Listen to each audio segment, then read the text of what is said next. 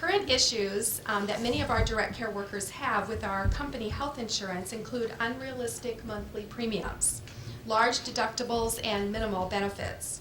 How does the current healthcare reform address these issues? Wendy, that's a very good question. Right now, not a whole lot of things are taking place in healthcare reform except maybe at the political level. There are some tax breaks for employers kicking in and some limits on excluding pre-existing conditions and things like that.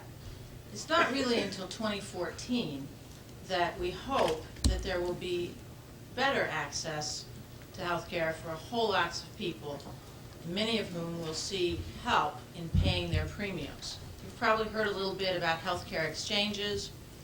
When people can purchase there are tax credits from the federal government that will allow them to get health care at a subsidized rate for people with relatively high incomes in the $60,000 to $70,000 range for a family of 4. So we hope that in the years to come, many people will see a decrease in what they're paying, and many people, more importantly, will have access to health insurance for the first time. Other questions or comments? Is there anything anyone would like to add to those comments by Ann? Well, one of the things, we did the direct care worker survey and did analysis of it, and it's a fairly long report, and I think one of its benefits is if anyone says, we really don't know enough about what the status of direct care workers is, we've got to find it out, we could probably say we do have the information. We know from this survey that direct care workers are twice as likely as the population as a whole not to be covered by health insurance coverage for themselves. We know that they get their kids covered because of Medicaid and Hawkeye. That 70% of direct care workers with children, that's about double the state average, get their kids covered even if they can't themselves be covered.